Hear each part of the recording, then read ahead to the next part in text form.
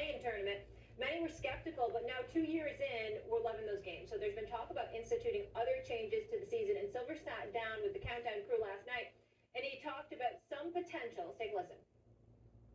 It's a long regular season. I acknowledge that it's tough to turn the clock back. I mean, most guys, maybe we can create other incentives for them to play 82 games, but I think our fans are sending us a message too that we're looking to create more meaningful games, more games of consequence over the course of the season. And so the way to do that, maybe not necessarily shorten the season, but to inject some energy somewhere along the way, and maybe that's with a new tournament that takes place during the season.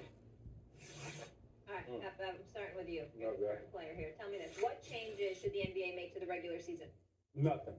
I believe this league is perfect the way it is. When Michael Jordan played, I don't believe hearing him complain, or why should we? I understand that people talk about risk of injury, but 82 games does give you a chance to heal from injuries also. 82 games gives you a chance to travel around the best country in the world, to see your friends and family. So 82 games, league is perfect. No need to change anything.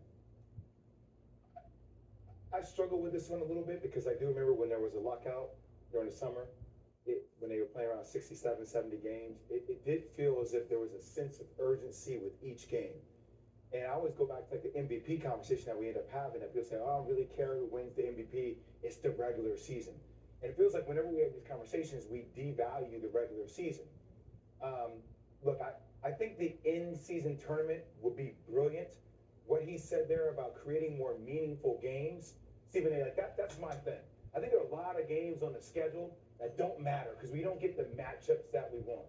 And almost a way similar to the NFL does it, I think if we were able to create more meaningful matchups throughout the regular season through powerhouse teams and have those blockbuster games, I think that would create a lot more energy throughout the regular course of the season. It would get fans more involved and would get players more engaged, frankly.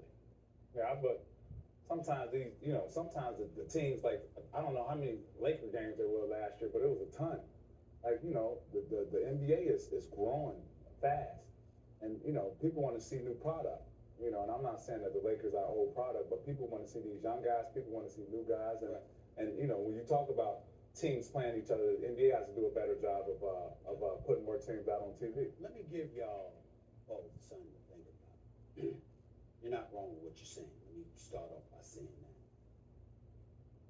When you talk about more interesting games, doesn't that fall on the players? How interested are you? How compelling are you? How much do you want this? Are you just treating it like it's just another game? Do you get up for the Lakers because they on national TV, but when you play in Orlando and nobody's watching outside of local television, it doesn't enthuse you as much? I'm saying when you think about what intrigues an audience, gravitating to what draws in an audience, paying attention to that, having the pulse of the people per se, all of those things come into consideration, because what we've learned is when it comes to the world of sports, no matter what people say, it ain't just your play. It's also the personality you bring along with it. Perfect example. Look at LeBron. All right, what about Tim Duncan? Tim Duncan was a 5-time champion. Tim Duncan is arguably the greatest power forward to have ever played the game. Stout, professional, big time, the whole bit. Was never box office. Ever.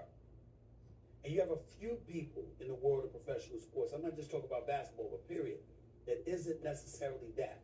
My personal opinion is you can get people. It's not the only thing. Please don't get me wrong. It's not like there's nothing that needs to be done.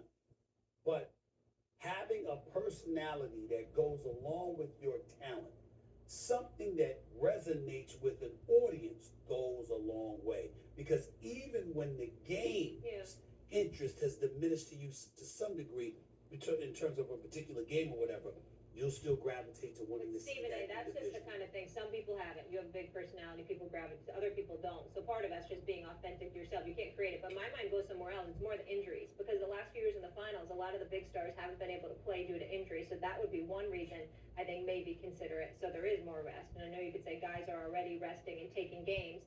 But then if guys aren't resting during the games because they're getting less games, then I think the games would be more impactful. Yeah, I'm when I sit back and I had a conversation with some teammates about this. The game of basketball, the game of football, wrestling, all that is entertainment. You want more fans to be engaged? We'll put more entertainment out on the court. Yeah. You know, that doesn't mean the best player though. It's a difference. You understand what I'm saying? Yeah. You know, put the guy who's gonna go crazy, who's gonna yell, ooh, that's gonna bring fans out. That's gonna do all that type of stuff. But this game is an entertainment game, and once And once we stop understand trying to that. strip the game of personality. No. You want to strip the game of violence, but let the personalities fly. No. But Molly, just to your rest point, Just the it's not injury. always the players who want to rest. Yeah. A lot of times the teams are the ones Yeah. telling the players That is to rest absolutely as true. well. But don't you feel like we've had more stars out in the finals Yeah, the but- last few years? But a lot of times, a lot of teams are the ones saying, "Hey, look, you have this back-to-back coming up, or you have this amount Yeah. of back-to-backs." Numerous Think about- players- It Well, I'm just happens saying, if we had multiple times. less games, do you think that'd be less of an issue? I still think that teams will find a way to skirt I edge told in you, So order it to would- get their players. yeah, rest. it would Molly, I make a told you difference. months ago, numerous players have called me throughout this season Mm. complaining whenever I bring that up because they want me to remind the audience, teams are holding us back from playing too. It's Yeah. not just us. And that's why I made it a point over the last few months to bring up that these teams,